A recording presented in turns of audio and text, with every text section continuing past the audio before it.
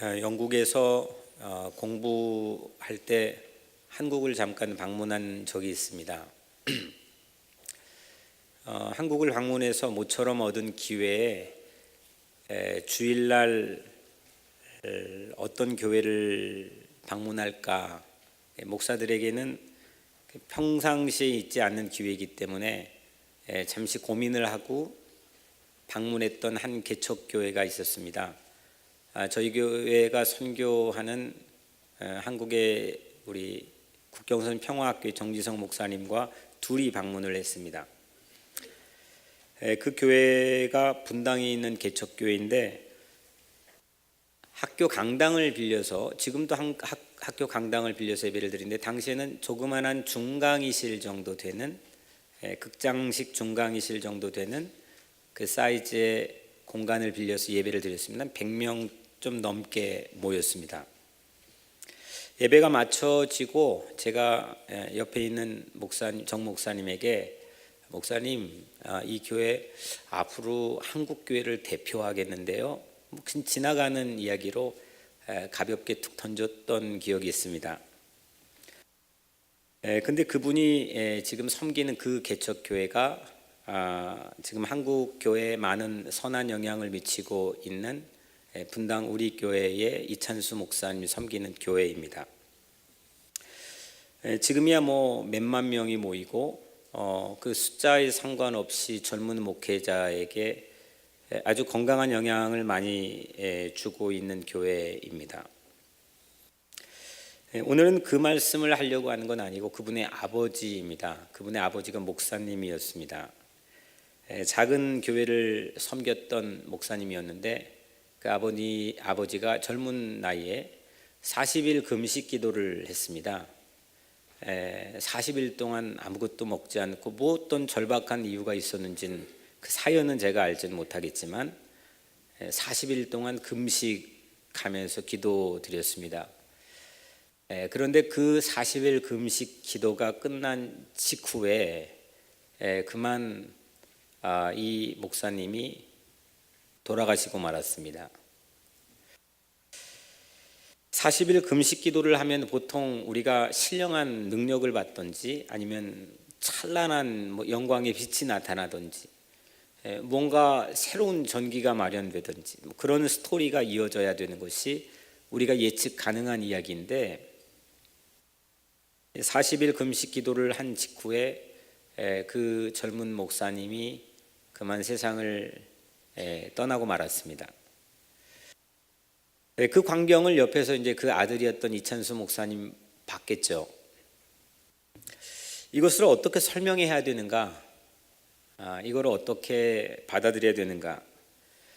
우리는 이렇게 큰 주제가 아니어도 우리 각자의 삶에서 이런 일들이 비슷하게 일어날 때가 많습니다. 최선을 다했는데, 난 최선을 다했는데 실패할 때가 있습니다. 나는 열심히 했는데 원하는 만큼 근사하지 않을 때도 있습니다. 도리어 생각지도 않았던 엉뚱한 사람이 잘 되어서 내 마음을 억울하게 만들 때도 있습니다. 그래서 내 신실한 열심이 도리어 낙심이 될 때가 우리에게는 많이 있습니다. 어떤 원리에 의해 세상이 움직여질까? 세상을 움직이는 룰이 뭐가 있을까?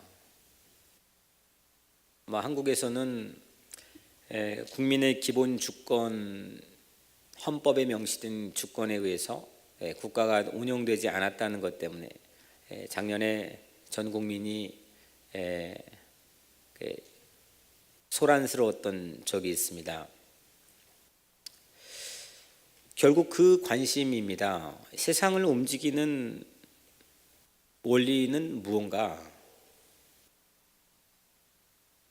가능한 한 많은 사람들이 불공평하다고 생각하지 않고 내가 한 만큼, 내가 최선을 다한 만큼, 내가 그래도 노력한 만큼 낙심하지 않고 실족하지 않고 그에 따른 마땅한 삶의 보상과 결과를 맛볼 수 있는 것은 불가능한 것인가?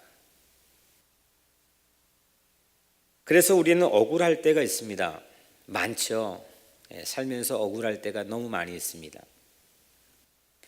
그 억울함을 달래주는 게 뭐가 있을까? 사람들은 종교를 찾기도 하고 책을 읽기도 하고 좋은 친구를 찾기도 합니다. 오늘 이 원리, 뭔가 세상을 움직이는 원리가 뭘까? 그 질문을 가지고 오늘 이 말씀을 통해서 우리가 함께 깨달음을 나누려고 합니다. 오늘 읽은 우리 열왕기하 24장의 29절 안에는 두 왕이 소개가 됩니다.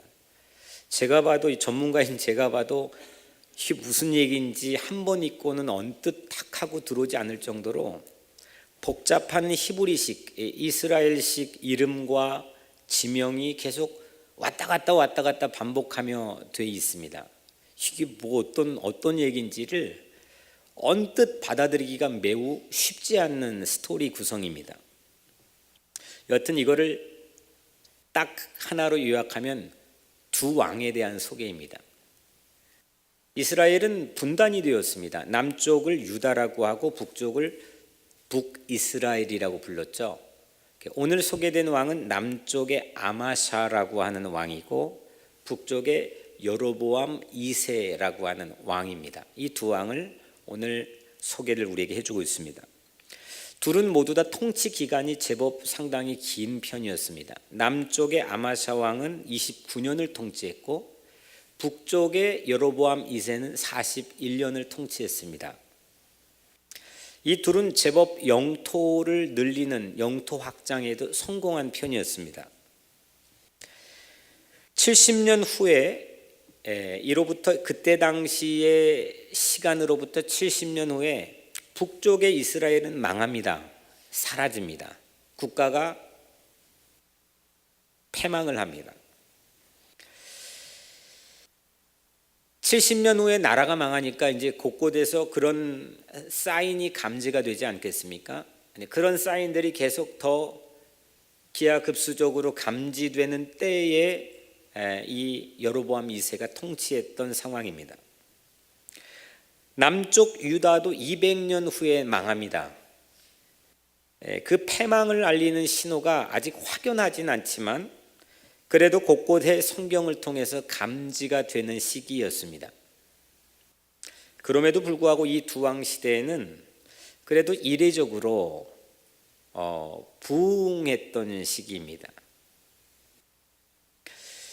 이 두 왕에 대한 평가를 오늘 우리가 읽은 성경은 들려주고 있는데, 먼저 남쪽 아마샤 왕에 대한 평가를 우리가 잠깐 들어보면 오늘 3절 4절에 이렇게 이 남쪽 아마샤 왕을 평가합니다. 아마샤가 여호와 보시기에 정직히 행하였으나 그의 조상 다윗과는 같지 아니하였으며 그의 아버지 요아스가 행한 대로 다 행하였어도 오직 산당들을 제거하지 아니하였으므로 백성이 여전히 산당에서 제사를 드리며 분향하였더라. 이게 아마샤라고 하는 한 왕에 대한 평가입니다. 하나님 눈으로 보기에는 정직하게 행하였다. 하지만 최고의 베스트 왕이었던 다윗 왕처럼은 아니었다. 하지만 아버지 요아스가 행한 대로 그의 좋은 부분을 다 행하려고 했다.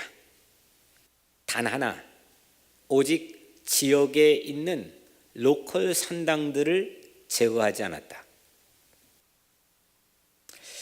이게 오늘 이 한 삶에 대한 평가입니다.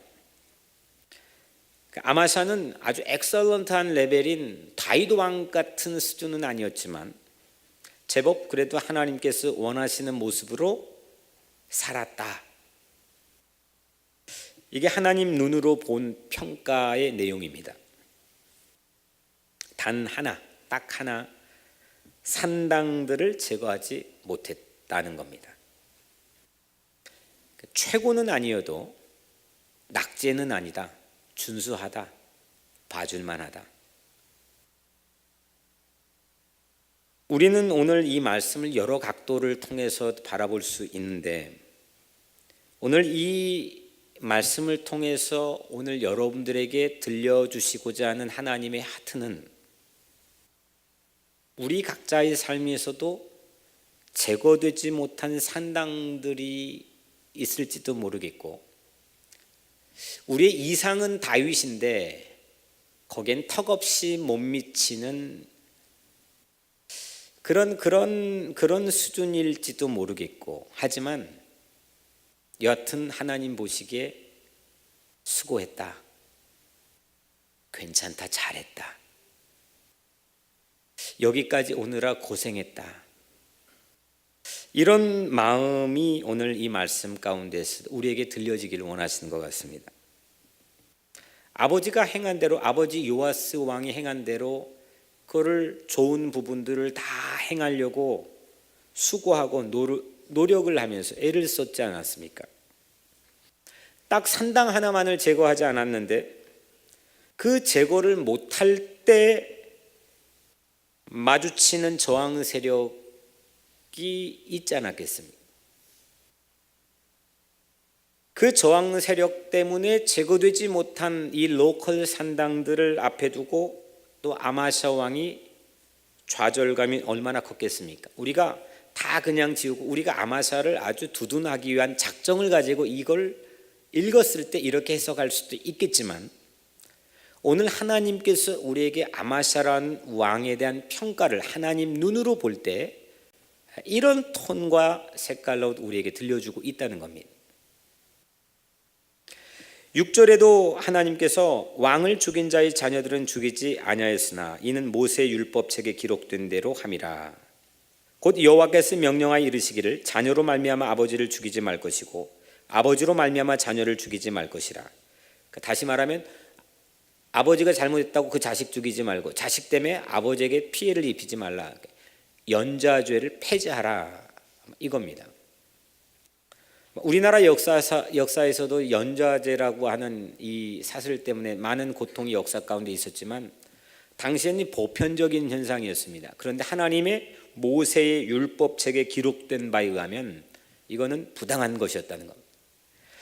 근데 이 아마샤 왕을 놓고 평가를 하나님 눈으로 하는데 모세의 율법책에 기록된 대로 함이라. 기특하다. 그래도 하나님 말씀대로 따르려고 그 뜻대로 순종하며 살려고 애를 썼다고 하는 겁니다. 우리는 이걸 바꿔서 산당 하나도 제거하지 못했어? 그것조차도 못한 거야? 타박하고 불평할 수도 있습니다. 하지만 오늘 아마샤 왕에 대한 전반적인 평가를 볼 때는 하나님께서는 여호와의 눈에 보기에 정직히 행하였다. 물론 산당 하나가 남았지만, 그래서 퍼펙트한 건 아니지만, 완벽한 건 아니지만, 최고 수준에 도달하지는 못했지만, 상대적 비교에 의해서 남보다 내가 우월하다고 뽐낼 수 있는 상황은 아니지만,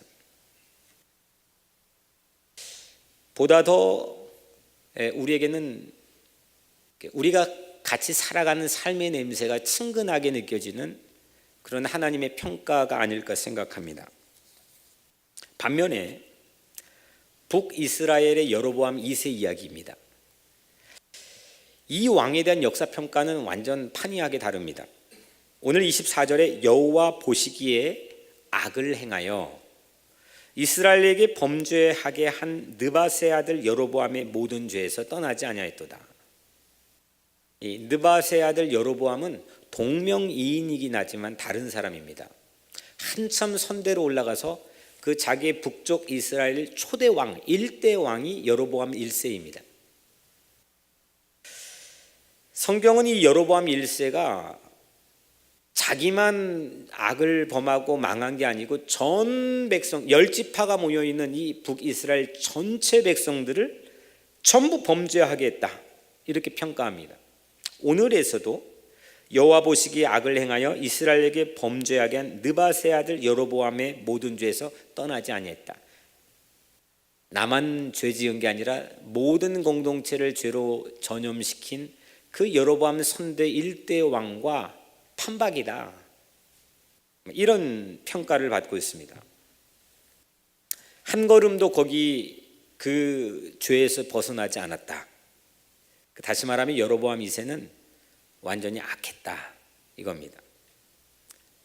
그걸 벗어나려고 어떤 애를 쓰는 흔적이나 하다가 안 되니까 내 윤리적인 레벨이나 내가 이룰 수 있는 어떤 하나님 말씀에 순종할 수 있는 믿음의 레벨이 하다 안 되니까 좌절했던 흔적이나 그런 것도 전혀 남아있지 않습니다. 그냥 악했다. 이걸 종합해보면, 이 두 왕을 종합해보면 남쪽의 이 아마샤는 완전하진 않지만, 퍼펙트하진 않지만 제법 선하게 통치했고, 북쪽의 여로보암 2세는 완전히 이거는 악밖에 남지 않는 악한 왕이었다라고 하는 게 하나님의 평가입니다. 여기까지는 그렇구나, 이렇게 하나님 눈으로는 다르게 평가할 수 있는 거구나 하고 쉽게 우리는 이해할 수가 있습니다. 그런데 그 다음부터가 문제입니다. 아주 우리에게 심각한 고민을 주는 장면이 그 다음부터 이 두 왕에 대한 실제적인 삶을 소개하면서 우리에게 들려주고 있습니다.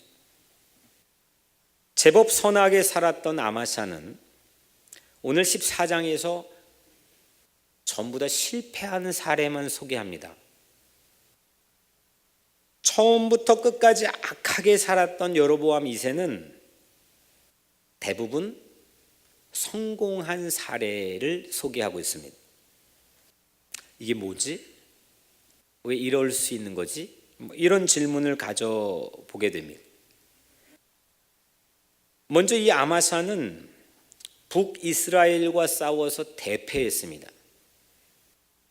이 남쪽 북쪽이 오늘 정상회담을 하는 장면이 나오는데 회담하다 말고 싸웁니다. 그런데 이 남쪽의 아마샤 왕이 완전히 대패했습니다. 이로 인해서 자신도 생포되었고 자기를 따르는 군사들과 백성들이 볼모로 잡혀가고, 그리고 급기야 도망가는 사람들이 속출하고, 백성과 자기를 안위를 보호하기 위해 쌓아놓았던 예루살렘 성벽이 400규빗이나 완전히 깡그리 무너졌습니다. 실패했습니다.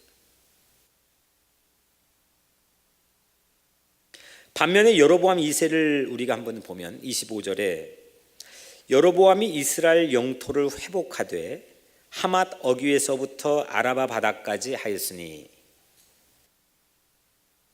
하맛 어귀는 그 바울이 예수 믿는 사람 잡으려고 하다가 회심한 장소 다메섹이라고 하는 그 가는 길에 그랬잖아요. 그 다메섹보다 훨씬 우회에 있는 하맛 어귀는 저 북단 지역에 있는 지역입니다.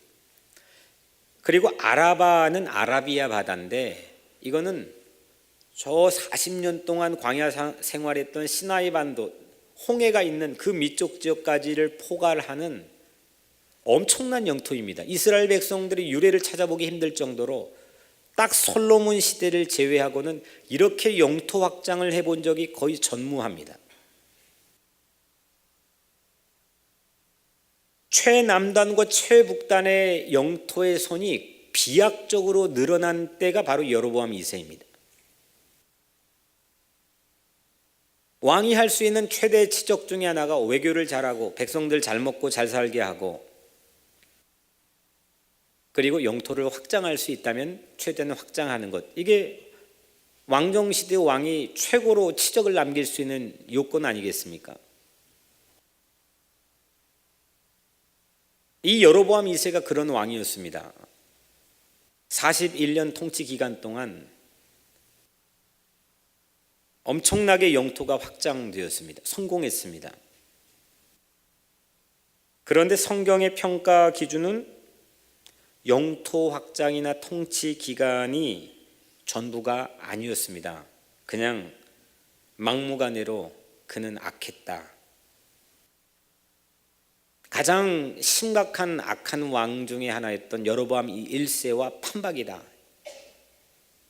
실패다. 페일이다. 이렇게 단정을 지었습니다. 우리는 이 부분에 대해서 상당히 귀를 기울여 봐야 될 이유가 있습니다. 우리가 신앙생활하는 기준과 원칙과 룰이 무엇인가? 이 교회를 섬기는 이 교회의 가장 중요한 기둥들이 무엇인가? 이 땅에서는 우리는 얼마든지 잘 되는 상황이 연출될 수도 있습니다. 성공할 수도 있습니다. 생각지도 않게 대박이 날 수도 있습니다. 비즈니스가 잘 돼가지고 하나님께 헌금 마구 낼 수도 있습니다. 그런데 그렇다고 해서 우리 각자의 하나님 평가가 모두 다 선하게 보장되는 것은 아니라는 거죠. 이 땅에 성공했어도 하늘에서는 얼마든지 실패할 수 있는 사례가 성경 안에서는 도처에 소개가 되고 있습니다. 아주 최고의 패션을 가지고 그것도 날마다 가끔이 아니라 에브리데이 호화롭게 즐겼던 부자 한 사람을 예수님이 소개합니다. 그는 그 모습만으로도 땅에서 성공한 명백한 증거를 가진 사람입니다. 잘 됐습니다. 누가 봐도 부러워할 만한 그런 사람입니다. 그런데 이 부자는 예수님에 의하면은 결국 죽어서 어디에 갔죠? 음부, 지옥에 갔습니다.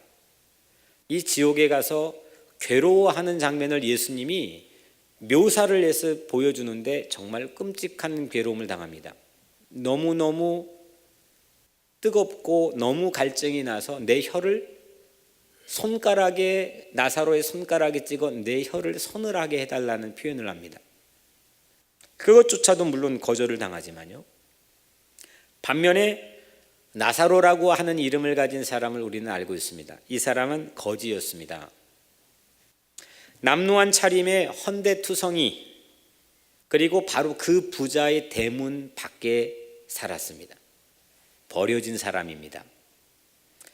부자의 상에서 떨어지는 것으로 배를 채우려고 했습니다. 그런데 그때마다 개들이 와서 이 남루한 거지 나사로의 헌데를 혀로 핥았습니다. 그런데 나사로는 죽어서 어떻게 됐죠? 천사의 수종을 받고 천국에 올라가는 장면을 예수님이 우리에게 말씀해 주십니다.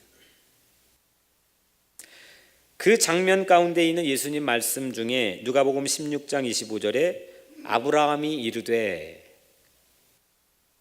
너는 살았을 때 좋은 것을 받았고 나사로는 고난을 받았으니 이것을 기억하라. 이제 그는 여기서 위로를 받고 너는 괴로움을 받느니라.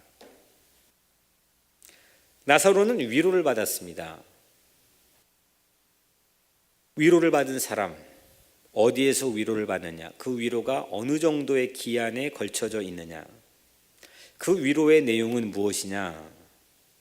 이건 우리가 심각하게 생각해 봐야 되는 우리 삶의 지혜를 가늠해 줄 수 있는 아주 중요한 질문입니다. 여로보암 2세보다 아마샤가 개인적으로는 훨씬 괜찮은 점수표를 받았습니다.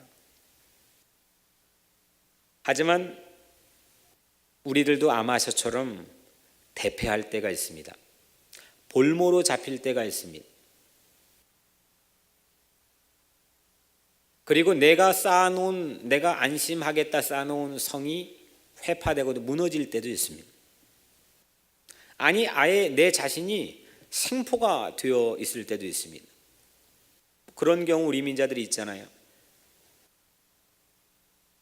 그 체류 문제 해결하려고 그 영주권 따보려고 거의 양 노예 수준으로 열심히 3년 동안 5년 동안 일했는데 배반하는 겁니다.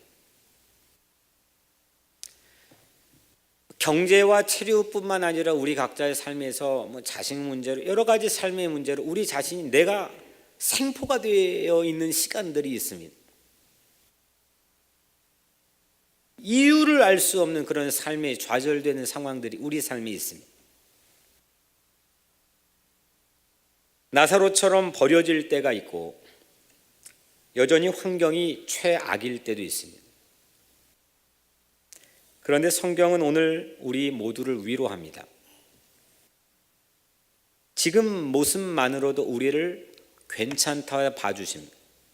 물론 다윗의 최고 이상의 레벨의 수준은 아니라고 오늘 말씀은 하지만, 비록 한 가지 지역 산당들을 제거하지 못해서 그게 늘 내 마음속에 생채기로 트라우마처럼 남아있지만, 늘 거기에 걸려 넘어지고 거기에 좌절하고 그것 때문에 주저앉고 그것 때문에 가슴을 아파했던 그런 무언가가 내 삶의 실패가 여전히 내 삶에 있지만,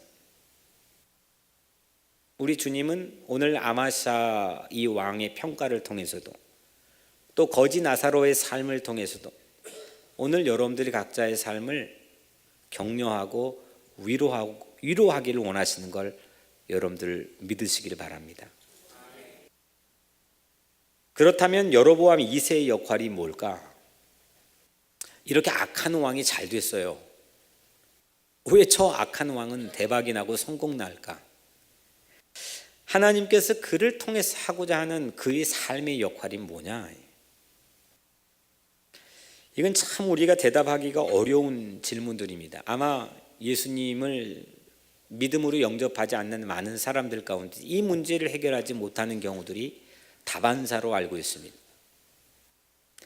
25절부터 27절에 여로보암이 이스라엘 영토를 회복하되, 아니 왜 이런 사람이 영토 확장을 하냐고.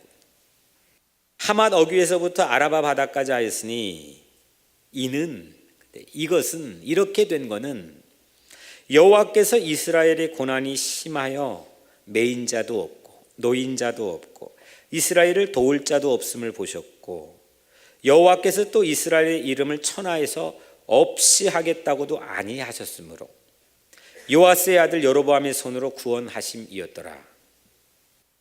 그 악한 왕을 통해서 왜 하나님은 그렇게 엄청난 성공을 여로보암 왕에게 안겨줬을까? 왜 영토를 비약적으로 확장하게 했을까? 왜 크게 했을까? 왜 유명하게 했을까? 오늘 이 본문 안에 담겨 있는 내용은 이는 여호와께서, 이 이유는 여호와께서 하나님께서 백성의 시스라린 시련을 다 알고 계셨기 때문이라는 겁니다. 이 백성들을 도울 사람이 전혀 없었다는 겁니다.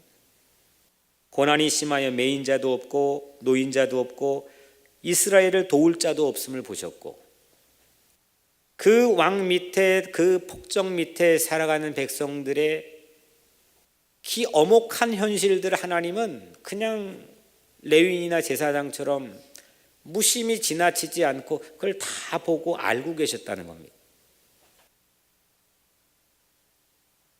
그래서 악하지만 하나님께서는 그 백성을 역사에서 지워버릴 마음이 전혀 없었기 때문에 이스라엘의 이름을 천하에서 없이 하겠다고도 아니하셨으므로, 그런 하나님의 마음 때문에 이 여로보암의 악행에도 불구하고 그 여로보암의 손을 통해서 그 백성들을 구원하셨다. 이게 오늘 하나님의 선언입니다. 근거가 부족해도, 납득이 안 돼도, 정말 이유를 받아들이기 힘들어도 무언가 함부로 하나님께서 지워버리고 싶지 않는 하나님의 그 절박한 긍휼하심 때문에 하나님은 그 악한 자의 손을 통해서도 무언가를 일하고 이루어 가신다라고 하는 하나님이 자기 고백입니다. 백성을 위해, 열악한 백성을 위해 악한 여로보암을 사용하시는 하나님의 주권을 우리 인간의 이성과 합리적인 생각으로는 받아들이고 납득하기가 매우 어려운 상황들이 속출합니다. 여로보암이 군사적으로 성공을 한 이유가 이 여로보암에게 있지 않고 하나님의 주권에 있다는 사실입니다.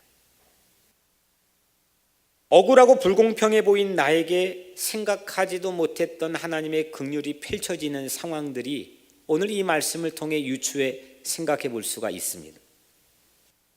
여러분들, 우리는 모든 질문에 정말 답을 얻지 못할 때가 있습니다. 최선을 다해 살았는데 제가 봐도 열심히 땀 흘려 사는데 실패할 때가 있습니다. 어려움을 당할 때가 있습니다.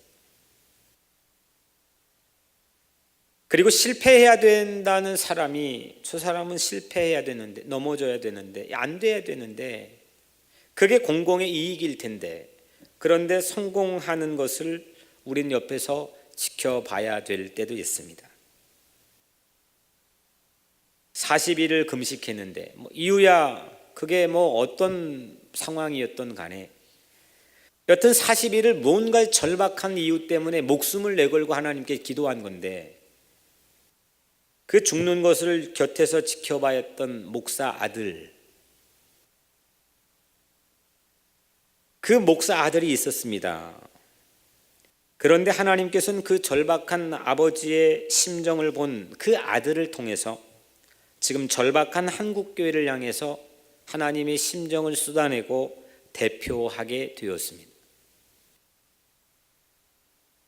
모든 거에는 납득할 만한 이유와 답을 얻지 못하는 상황들이 속출하지만 오늘 성경은 모든 거에는 이유가 있다는 걸로 우리에게 답하고 있습니다.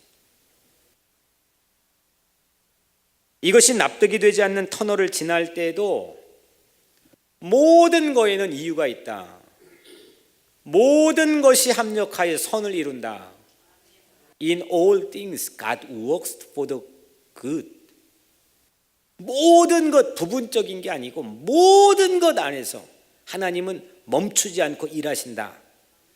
이 사실에 대한 알미, 납득이 되지 않는 상황에서도 내가 다시 일어나 다시 내 삶을 살아낼 이유가 된다는 거 아니겠습니까? 이게 안 되면 좌충우돌하고 갈대처럼 막 흔들리게 됩니다. 업앤다운이 심하게 되고 실족했다가 흥분했다 왔다 갔다 하게 되는 거 아니겠습니까? 이유가 있을 거야. 하나님은 쉬지 않으셔. 하나님은 끊임없이 선을 만들어 주시는 분이고, 오늘 내 가지는 이 대패와 볼모와 생포와 모든 무너지는 패망의 상황에서도 하나님은 여전히 일하고 계시며 나를 위로하고 격려해 주고 계셔.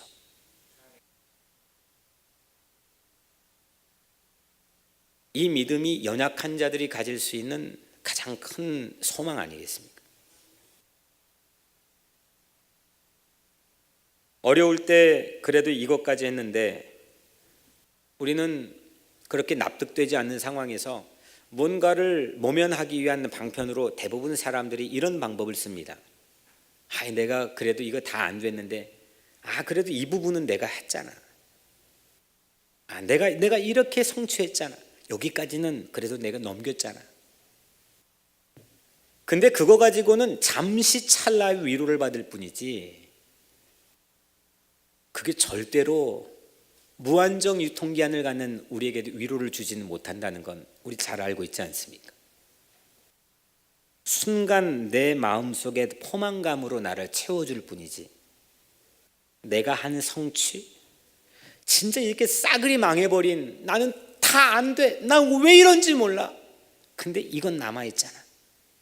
물론 그런 긍정적인 감사 힘이 우리를 다시 일어나게 만들어주지만 그건 여전히 또다시 우리를 업앤다운, 세상의 사이콜로지컬한 심리적인 모면을 통해서 하려고 하는 시도밖에 되지 않는다는 겁니다. 우리가 어떤 상황에서도 굴하지 않고 하나님이 주시는 위로를 받고 다시금 언제든지 어떤 상황에서든지 내가 최고 레벨의 수준은 아니어도 내 삶에 대한 긍정적인 하나님의 평가를 믿고 나갈 수 있는 것은 바로 이겁니다. 하나님은 모든 것 안에서 일하신다. 선을 위해서, 쉬지 않고 나를 위해서.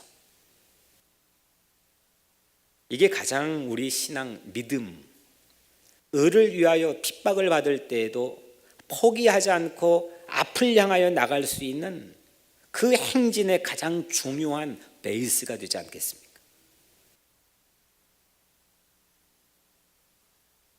로마서 8장 29절 우리가 알거니와 이거 바울이 꼭 알자는 거죠. We know, 우리가 알거니와. 이거 몰리면 안 된다는 겁니다.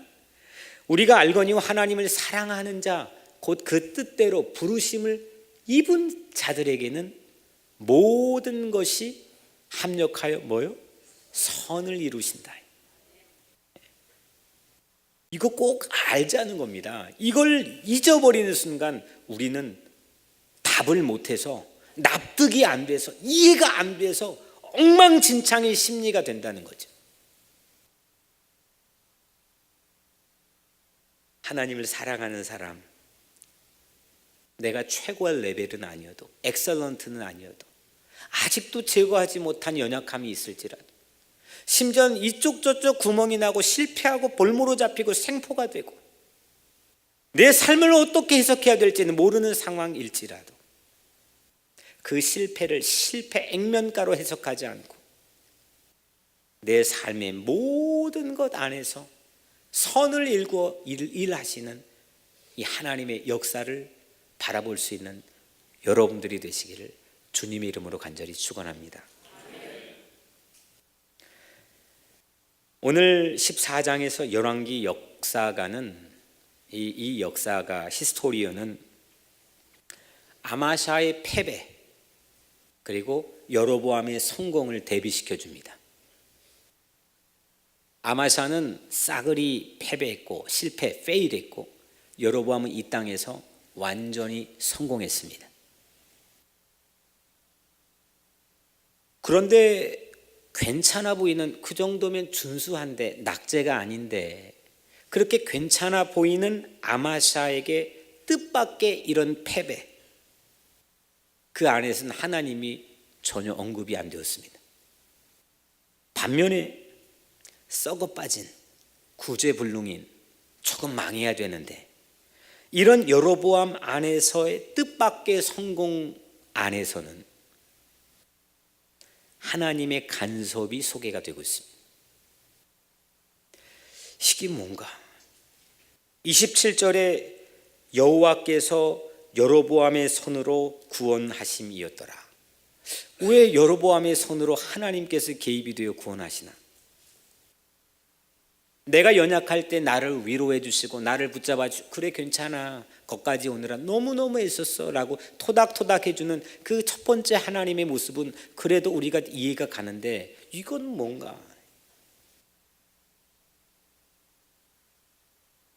왜 하나님께서 이렇게 썩어버린 여로보암의 뜻밖의 성공에 관여를 하고 개입을 하고 그 증거로 우리에게 선언을 하고 있는가?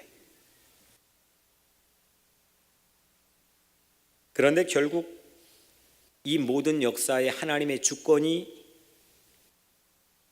간섭하고 개입되어 있다는 것을 우리에게 보여주는데 세상의 성공에도 세상의 실패에도 이거는 우연이 없다는 겁니다. 어제 나뭇잎에 단풍이 깃든 것을 보았습니다. 운전을 하다가 제법 이게 나뭇잎에 단풍이 물이 들었습니다. 단풍이라고 하는 이 과학적인 작용은 뭐 여러분들도 알다시피 광합성을 하지 못한 결과입니다. 햇빛을 받아서 에너지를 저장을 해야 되는데 이제 이 능력을 하지 못하는 순간에 속 깊이 숨겨놓았던 이 칼라를 노란색이건 빨간색이건 노출시켜버리는 게 단풍입니다. 다시 말하면 이제는 더 이상 엽록소가 모두 파괴되어서 이 광합성 작용을 못하는 겁니다. 생명력 있는 그런 다이나믹한 내 삶의 안에서 에너지를 세이브할 수 있는 작용이 마비가 되어갑니다. 우리도 더 이상 활동을 할 수 없을 때가 있습니다. 일자리를 빼앗길 때도 있고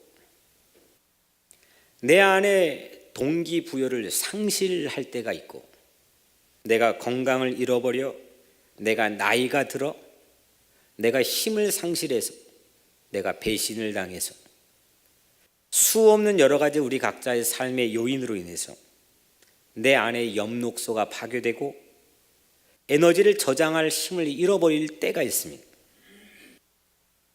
근데 바로 그때 내 안에 숨겨져 있던, 내 안에 나타나게 하시려는 아름다운 단풍의 빛깔을 우리는 기대할 수 있게 됩니다.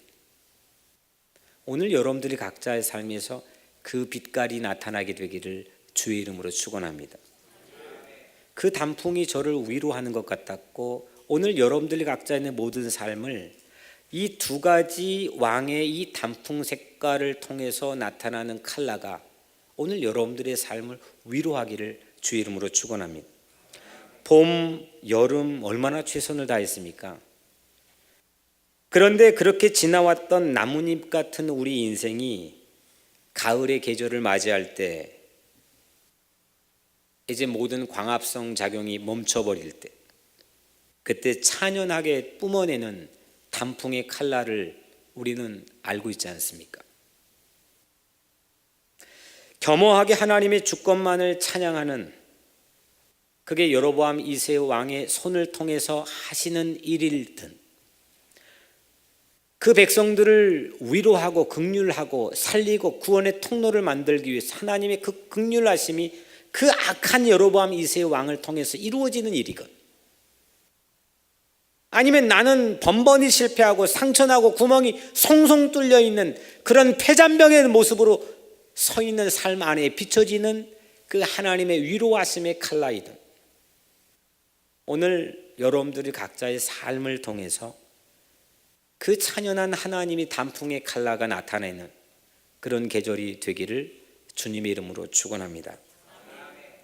뭘 잘하려고 하는 것보다 퍼펙트하게 다윗 레벨로 뭔가를 온전하게 잘 이루려고 하는 것보다, 뭘 성공해 보려고 하는 의욕보다 모든 것을 선으로 일하시는 하나님의 섭리가 훨씬 중요하다고 하는 깨달음이 오늘 여러분들의 삶에 있게 되기를 바랍니다. 아마샤는 외적으로 영토 확장에 실패하는 성적표를 받았고, 여로보암 2세는 영토 확장에 성공한 성적표를 받았습니다. 반면에 내적으로 아마샤는 믿음 생활에 준수한 성적표를 받았고, 여로보암 2세는 낙제점을 받았습니다. 그런데 더욱 중요한 것은 이 또한 여로보암 2세의 개인적 공헌이 아니고, 그렇다고 아마샤 왕의 개인적 공헌도 아니었습니다. 이 모든 것은 역사의 전면에 도도하게 흐르는 하나님의 주권을 의지하고 믿는 신앙을 우리에게 가르쳐주고 있습니다. 사랑하는 성도 여러분, 이 가을까지 오시는데 너무너무 애를 쓰시고 수고하셨습니다. 2017년도 안에도 여러분들의 한 인생 안에, 여러분들의 수없는 시간들 안에, 여러분들의 마음 안에, 가정 안에, 신앙 안에 얼마나 많은 도전과 어려움들이 있었습니까? 내가 이루고자 하는 그 하나님 말씀에 순종하고자 하는 그 윤리적이고 도덕적이고 그 진리에 근접하고자 하는 내 열정과 내 그 충심이 도달하지는 못할 때 우리는 낙심하게 됐습니다. 밖에 직장을 구하고 내 삶의 동반자를 구하고 갖가지 모양으로 내가 원했던 지역이 있는데 그곳까지 도달하지 못해 번번이 주저앉고 자괴감과 상실감에 사로잡힐 때도 우리는 있었습니다. 힘을 다했는데, 하지만 더 이상 저장이 안 되는, 마치 유목민처럼 그냥 떠돌이일 수밖에 없는 그런 가을을 우리는 맞이했습니다. 그렇게 힘을 뺄 수밖에 없는 그 때야말로, 하지만 하나님께서는 내 인생에 숨겨진 빨갛고 노랗고 아름다운 빛깔을 내 인생을 통해 찬연하게 세상에 드러내며 세상에 누군가를 위로할 수 있는 그런 삶이 되지 않겠습니까? 모든 것이 합력하여 선을 이루시는 하나님에게서 오늘 여러분들 위로받으시고 이 모습 이대로 우리를 봐주시고 괜찮다 해주시고 격려해 주시고 여전히 손을 내밀어 주시는 그 하나님을 바라보시면서 행복한 한 주를 시작하게 되기를 주님의 이름으로 간절히 축원합니다. 기도하겠습니다.